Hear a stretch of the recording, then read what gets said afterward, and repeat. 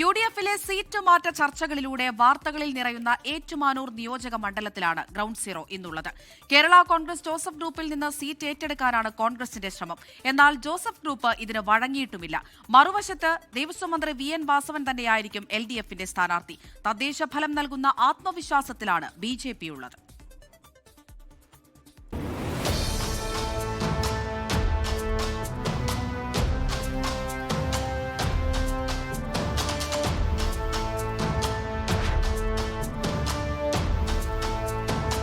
വൈക്കം കഴിഞ്ഞാൽ കോട്ടയം ജില്ലയിലെ ചുവപ്പൻ തുരുത്താണ് ഏറ്റുമാനൂർ. കഴിഞ്ഞ 3 തിരഞ്ഞെടുപ്പുകളിൽ വിജയിച്ചത് CPIM-ന്റെ സ്ഥാനാർത്ഥികൾ. അതിനു മുൻപുള്ള 4 തിരഞ്ഞെടുപ്പുകളിലാകട്ടെ വിജയിച്ചത് കേരള കോൺഗ്രസ് എമ്മിന്റെ തോമസ് ചാഴിക്കാടനും. കേരള കോൺഗ്രസ് എം LDF-ലെത്തിയപ്പോഴും ഏറ്റുമാനൂർ സീറ്റ് CPIM-ന്റെ കയ്യിൽ തന്നെ. ഇത്തവണ സംശയമൊന്നുമില്ല, മന്ത്രി വി.എൻ. വാസവൻ വീണ്ടും മത്സരിക്കും. മണ്ഡലത്തിൽ നടത്തിയ വികസന പ്രവർത്തനങ്ങളുടെ പ്രോഗ്രസ് കാർഡ് അവതരിപ്പിച്ച് വി.എൻ. വാസവൻ അനൌദ്യോഗിക പ്രചരണം ആരംഭിച്ചു കഴിഞ്ഞു. മണ്ഡലം ഇടത്തോട്ട് തന്നെ ഉറച്ചു നിൽക്കുമെന്നാണ് CPIM-ന്റെ വിശ്വാസം. കേരളത്തിലെ തെരഞ്ഞെടുപ്പിൻ്റെ പാറ്റേൺ ശ്രദ്ധിച്ചാൽ പാർലമെൻറ്റിൽ നിന്ന് വ്യത്യസ്തമാകും തദ്ദേശത്തിൽ നിന്ന് വ്യത്യസ്തമാണ് നിയമസഭ. പൊതുവിലെടുക്കുമ്പോൾ വലിയ തോതിലൊന്നും വോട്ടിംഗ് രീതിയിൽ പുറകോട്ട് പോയിട്ടില്ല. ചെറിയൊരു വ്യത്യാസമേ ഉള്ളൂ. കഴിഞ്ഞ നിയമസഭാ തെരഞ്ഞെടുപ്പിനേക്കാൾ ഭൂരിപക്ഷം വർദ്ധിക്കും എന്നുള്ള കാര്യം 100% ഉറപ്പാണ്. എന്നാൽ അത്ര ലളിതമല്ല കണക്കുകൾ. 2021 വി.എൻ. വാസവൻ വിജയിച്ചത് 14,303 വോട്ടുകളുടെ ഭൂരിപക്ഷത്തിൽ. 7,624 വോട്ടുകളാണ് കോൺഗ്രസ് വിമതയായി മത്സരിച്ച ലതിക സുഭാഷ് നേടിയത്. 2016 തോമസ് ചാഴിക്കാടനെതിരെ കെ സുരേഷ് കുറുപ്പിനുണ്ടായിരുന്നത് 8,899 വോട്ടുകളുടെ ഭൂരിപക്ഷം. അതായത് കേരള കോൺഗ്രസ് എം LDF-ലെത്തിയതിന്റെ മെച്ചം കഴിഞ്ഞ തെരഞ്ഞെടുപ്പിൽ ഉണ്ടായി എന്ന് പറയാനാവില്ലെന്ന് ചുരുക്കം. കഴിഞ്ഞ ലോക്സഭാ തെരഞ്ഞെടുപ്പിലും തദ്ദേശ തെരഞ്ഞെടുപ്പിലും വ്യക്തമായ ലീഡ് നേടാൻ UDF-നായി.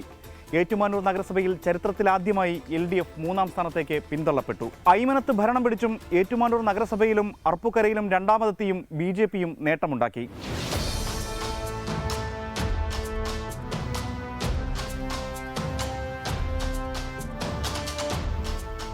കേരള കോൺഗ്രസ് ജോസഫിൽ നിന്നും ഏറ്റുമാനൂർ പിടിച്ചെടുക്കാനുള്ള കോൺഗ്രസ് നീക്കമാണ് തുടക്കത്തിലെ കല്ലുകടിയായിരിക്കുന്നത്. DCC പ്രസിഡന്റ് നാട്ടകം സുരേഷിനെ മത്സരിപ്പിക്കാനാണ് കോൺഗ്രസ് നീക്കം.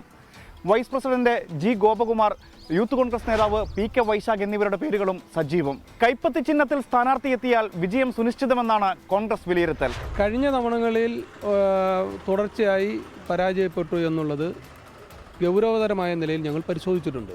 കൃത്യമായ അത് പരിഹരിക്കുന്നതിനുള്ള സംഘടനാ പ്രവർത്തനവും സംഘടനാ സംവിധാനവും രീതികളുമെല്ലാം ചിട്ടപ്പെടുത്തി ഒരു തെരഞ്ഞെടുപ്പിന്, ഒരു യുദ്ധത്തിനൊരു സേന തയ്യാറാകുന്നത് പോലെ ഞങ്ങൾ വളരെ കൃത്യമായി തെരഞ്ഞെടുപ്പിന് സജ്ജമായി കഴിഞ്ഞു. ഏറ്റുമാനൂരിന് പകരം പൂഞ്ഞാർ വേണമെന്നാണ് ജോസഫ് ഗ്രൂപ്പിന്റെ ആവശ്യം.